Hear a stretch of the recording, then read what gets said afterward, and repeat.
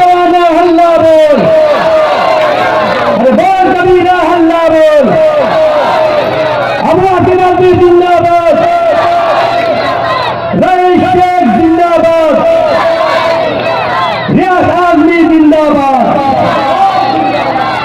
Samajwadi party जिंदाबाद, अरे भिवंडी के अवाम जिंदाबाद, अबू आसिम आदमी हल्ला बोल, अबू आसिम आदमी जिंदाबाद। दोस्तों साथियों, हमारे बीच जनाब अबू आसिम आदमी, आसिम भाई 6 बजे से अवाम आपके इंतजार में इस बात को दर्शा दिए, सामने से हट जाए सब लोग, आसिम भाई को दिखने दे, सामने से हट जाए, सामने।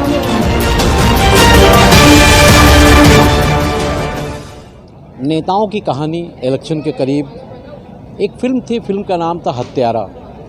हत्यारा में एक गाना था और उस गाने के जो बोल थे, बलमा बेईमान हमें पटियाने आए हैं, चांदी के जूते से जुतियाने आए हैं। ये कहीं ना कहीं हमारे देश की जो राजनीति है और इस राजनीति से जुड़े हुए जो नेता हैं उनके ऊपर ही ये गाना फिट बैठता है, क्योंकि फिल्म हत्यारा में ये गाना राजनीति पर ही था। भिवंडी शहर में समाजवादी पार्टी का उरूज भी था और उरूज के बाद लोगों ने जवाल भी देखा। उरूज का मतलब समाजवादी के पास, भिवंडी शहर में समाजवादी के पास 17 नगर सेवक भी थे, 14 भी हुए, फिर 17 हो गए और फिर 2 नगर सेवक भी हुए और अब समाजवादी पार्टी के पास भिवंडी शहर में एक भी नगर सेवक नहीं है। समाजवादी पार्टी के महाराष्ट्र प्रदेश के मुखिया अबू आसिम आदमी ये कहते हुए नहीं थकते कि समाजवादी पार्टी भिवंडी शहर में करीब 25, 26, 27 सालों से काम कर रही है। अगर इस पम्फलेट की माने तो भिवंडी शहर में जो कुछ भी विकास हुआ है सब समाजवादी की देन है। तो समाजवादी पार्टी में जो लोग नगर सेवक रहे वो पार्टी छोड़ कर बार बार क्यों चले गए। बहरहाल फिर एक मौका मिला, भिवंडी शहर के लोगों ने अबू आसिम आदमी को यहाँ से एमएलए भी बनाकर आगे भेजने की कोशिश की, मगर गोविंडी और भिवंडी के चक्कर में अबू आसिम आदमी ने गोविंडी को चुन लिया और भिवंडी को छोड़ दिया। बहरहाल उसके बाद सफ़र चलता रहा और समाजवादी पार्टी एकदम ना के बराबर हो गई।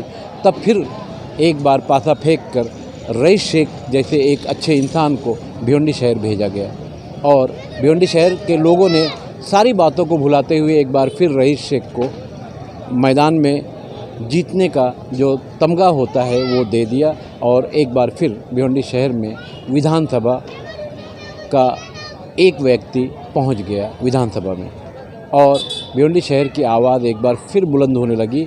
एक बार फिर रईस शेख के नाम पर आज यहाँ विकास के नाम पर जो रैली का आयोजन किया गया तो यहाँ रईस शेख मौजूद नहीं है। पता नहीं क्यों, क्या वजह है। आज समाजवादी पार्टी के कई पदाधिकारियों ने, कार्यकर्ताओं ने यहाँ इस मंच से लोगों को संबोधित किया और आखिर में अबू आसिम आदमी ने संबोधित किया। बहरहाल सबके सपने, सबके ख्वाब, सबके टारगेट वही है कि हम भिवंडी शहर में महापौर बनाना चाहते हैं। तो भिवंडी शहर की जनता ये भी जानना चाहती है कि इसके पहले जब समाजवादी पार्टी के लोगों को चुन कर दिया गया तो भिवंडी शहर को समाजवादी पार्टी ने क्या दिया, अबू आसिम आदमी ने इस शहर को क्या दिया। हालांकि इस शहर ने अबू आसिम आदमी को नेता बनाया, उसके बाद उनकी पार्टी के लोगों को दर्जनों के हिसाब से नगर सेवक भी बना कर दिया, मगर शहर में एक मेडिकल कॉलेज तक का काम नहीं हुआ। हालांकि आज इस मंच से और इसके पहले भी समाजवादी पार्टी के लोगों ने बड़े बड़े वादे इसी तरह से किए हैं जैसे आज यहाँ किया गया। बहरहाल नेता नेता होता है, नेता का क्या, अपना टारगेट पूरा हो जाए, अपना काम हो जाए, जनता रहे या जाए चूल्हे मेमन के साथ खान फखरे आलम। सामने से आ जाइए, सब लोग बैठ जाइए। बच्चे कब बड़े हो गए पता ही नहीं चला, बच्चे कब बड़े हो गए पता ही नहीं चला। आसिम भाई, हम लोग भी आपके साथ कब बूढ़े हो गए पता नहीं चला। आप इंशाल्लाह भाई जब तक हयात है आसिम भाई बूढ़े नहीं होंगे। मैं आपको बताऊं, हम लोग थक जाते हैं लेकिन आसिम भाई नहीं थकते।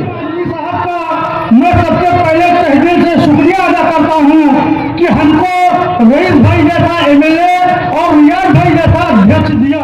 भी नहीं बदली, दरिया भी नहीं बदला। हम डूबने वालों का जज्बा भी नहीं बदला है। शौक सफर ऐसा कि वो तमाम हुई, मंजिल भी नहीं पाई और रास्ता भी नहीं बदला।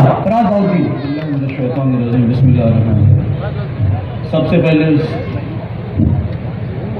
रब्बुल आलमीन का शुक्रिया जिसने मुझे इतनी इज्जत बख्शी और इतनी अजीम शान स्टेज पे और इस अजीम शान लोगों के सामने मुझे बोलने के लिए खड़ा किया। मेरी हकीकत में घर वापसी हुई है। 2016 में मैंने किसी वजह से समाजवादी पार्टी का दामन छोड़ा था। आसिम भाई, मैं इस बात के लिए दिल से माफ़ी चाहता हूँ और मैं खुले दिल से समाजवादी पार्टी में 2 दिन पहले आपके हाथ के खिलावा में शामिल हुआ और आपसे वादा करता हूँ इंशाअल्लाह जब तक रहूँगा समाजवादी का एक कैडर बन के इंशाअल्लाह रहूँगा। बहुत खूब बाबा बाबुद्दीन की जो बातें थी दोस्तों वो बिल्कुल हद पर सब पे मुबनी थी। जो देखा है उन्होंने वही बताया है। बहुत बहुत धन्यवाद व्यास भाई। आज इस भिवंडी विकास रैली में मंच पर उपस्थित हम सबके नेता, महाराष्ट्र ही नहीं हिंदुस्तान के गरीब मजदूर और जो भी आदमी जहां पर भी जरूरतमंद हो उसके साथ हमेशा कंधे से कंधा मिलाकर चलने वाले, खड़े रहने वाले माननीय अबू आसिम आजमी साहब, बहुत अच्छा है भैया। दोस्तों और साथियों, हमारी पार्टी में 2 दिन पहले जो लोग शामिल हुए हैं उसमें शेख शफीक बाबू जो एनसीपी छोड़ के पार्टी में शामिल हुए हैं, मैं बहुत बहुत स्वागत करता हूं शफीक बाबू का। समरू जो शिवसेना पार्टी से समाजवादी पार्टी में शामिल हुए, मैं उनका भी इस्तेमाल करता हूँ पार्टी की जानिब से। और फराज फजल बाउद्दीन उर्फ बाबा बाउद्दीन जो कांग्रेस छोड़कर पार्टी में शामिल हुए, मैं उनका भी स्वागत करता हूँ। जोरदार तालियों से एक बार हमारे नए साथियों का स्वागत कीजिए।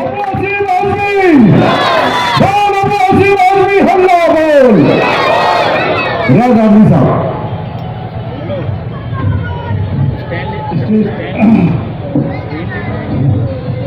स्टेज पे बैठे हमारे कायद अबू आसिम आजमी साहब, आफ्ताब भाई, जलील भाई, मुनव्वर भाई, एसबी पाटिल साहब, अजय यादव जी, शाहरुख भाई, परवेज अंकल, बाबा बाउद्दीन साहब, समरा भाई, फारूक भाई और मेरे दोस्तों और साथियों, अस्सलाम वालेकुम। मैं अपनी स्पीच शुरू करता हूँ हमारे कायद अबू आसिम आजमी के नाम पे एक शेर बोलते हुए कि उनको पसंद भी बहुत है। हजारों साल नरगिस अपनी बेनूरी पे रोती है, बड़ी मुश्किल से होता है चमन में दीदावर पैदा। दोस्तों और साथियों, आज हमारे भिवंडी शहर के जो हालात है ये आप सबको मालूम है। बहुत खूब रियाज भाई जो है वो काम करने के माहिर है। समाजवादी पार्टी अबू आसिम आजमी।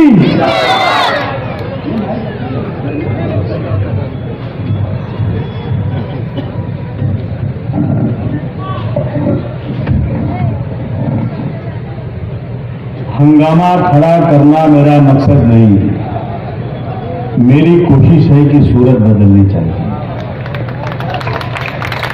ठीक है। मेरे सीने में ना सही तो तेरे सीने में सही हो, कहीं भी आग लेकिन आग जलनी चाहिए।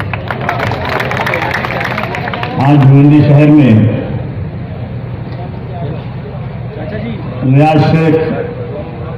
रियाज शेख और उनकी पूरी टीम की तरफ से इस झंडे को, इस जलसे को मुनाकिद किया। इसमें मौजूद अजय यादव साहब, श्री जनाब आफ्ताब भाई, मुनव्वर भाई, मुमताज जनाब साहब, परवेज सरदार साहब,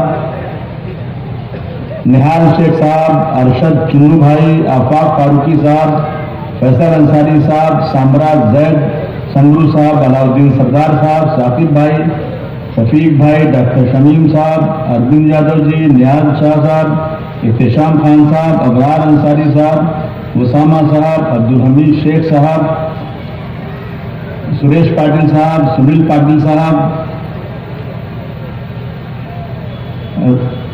जलील भाई, मुहतरमा सुखी यादव साहिबा, अजय केसवानी जी, जहांगीर साहब, जुबैर शेख साहब, अजहर मोतीवाला साहब, अफान भाई, और बहुत सारे लोग यहाँ पत्रकार भाइयों, दोस्तों, साथियों, भाइयों और बहनों, भिवंडी के लिए मैं कोई नया नहीं हूं कि मैं भिवंडी में आपको कुछ अपने बारे में बताऊं।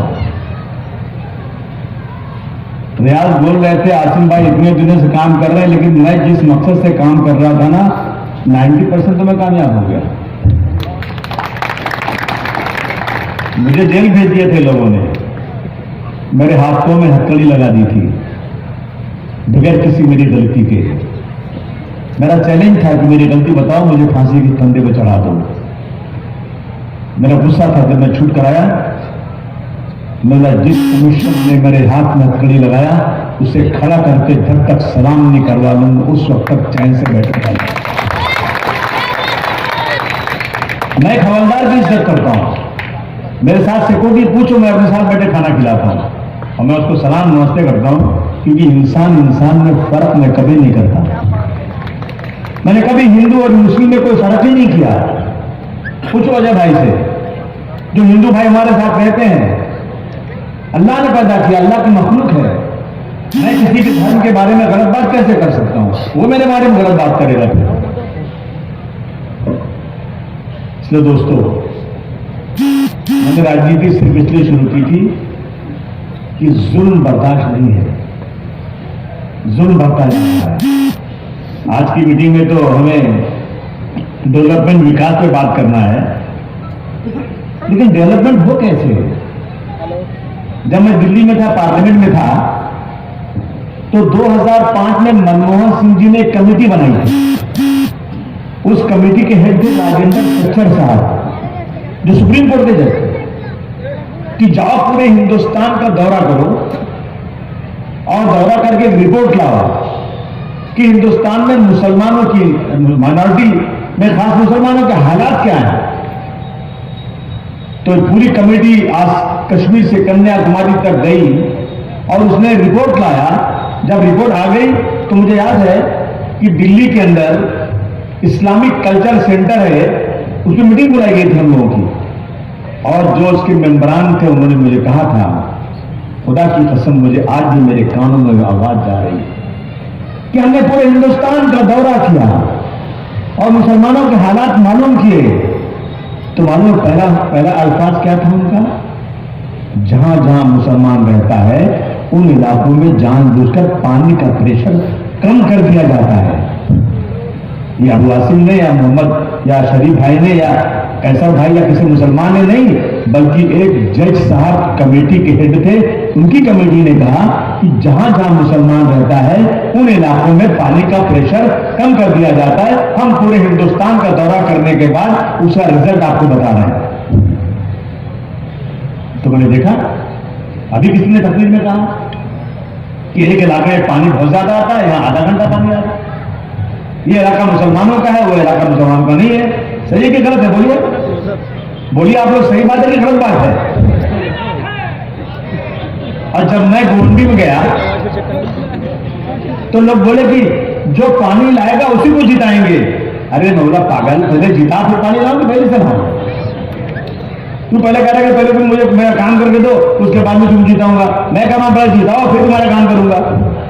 कोई शिकार करने के बोलो हथियार देंगे ना मुझे, तुम हथियार दो फिर शिकार होगा ना।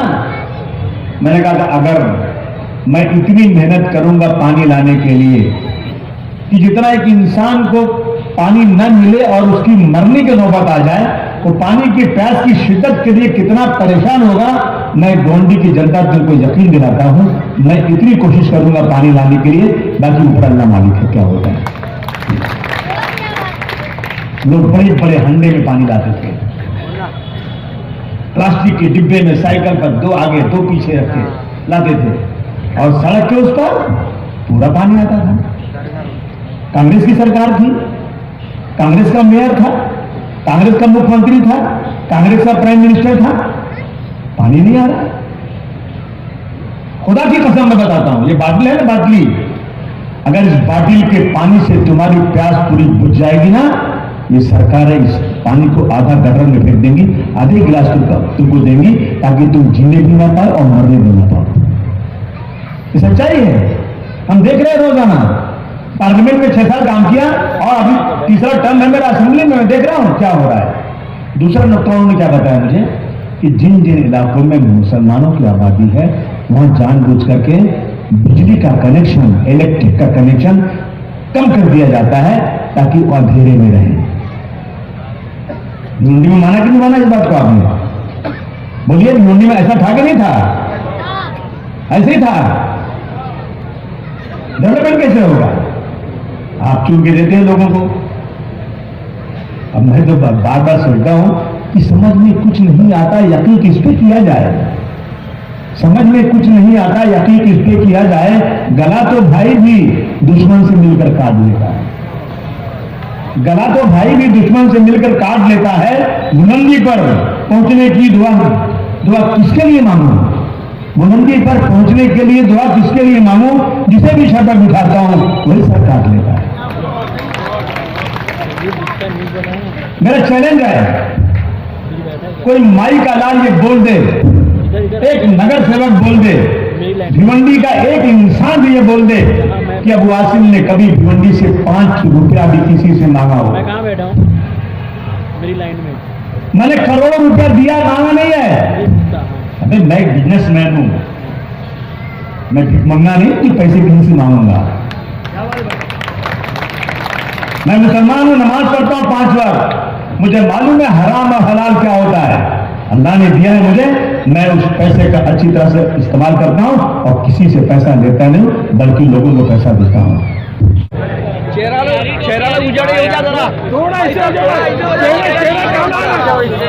भाई हाँ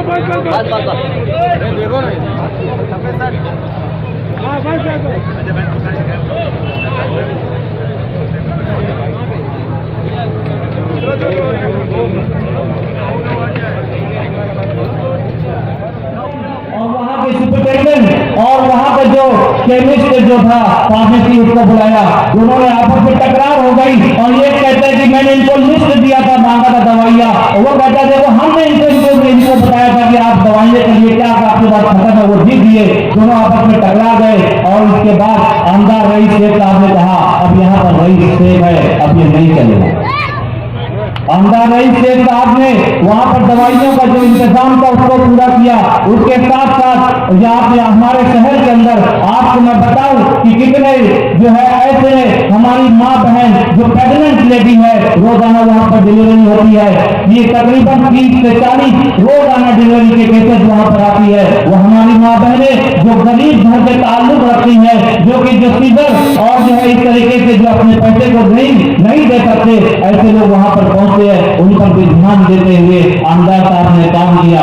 बल्कि इसी के साथ साथ वहां के अंदर के जो भी बेड्स है, वहां के जो भी इंफ्रास्ट्रक्चर पर आप जाकर के देखेंगे तो आपको कोई प्राइवेट अस्पताल से कम नजर नहीं आएगा। इसी के साथ साथ वो आमदार साहब ने वहां पर मॉड्यूलर ऑपरेशन थिएटर का इंतजाम किया। आज वहां पर 4 मॉड्यूलर ऑपरेशन थिएटर इस तरीके से तैयार किए गए हैं कि आप पूरे थाने डिस्ट्रिक्ट के अंदर अगर आप उन तमाम जो मुआयदा करेंगे तो इंदिरा गांधी अस्पताल जैसा कोई भी ऑपरेशन थिएटर आपको प्राइवेट अस्पताल भी मुहैया नहीं मिलेगा। इसी के साथ साथ यहाँ पर बात खत्म नहीं हुई, हेल्थ के ऊपर काम करके खत्म नहीं हुआ, बल्कि आमदार साहब ने सबसे ज्यादा अपना अगर फोकस दिया तो एजुकेशन और तालीम पर फोकस किया। आपने कभी ये सुना कि हमारी महानगर पालिका ने कभी एजेंडा लगाया महासभा के अंदर एजुकेशन पर?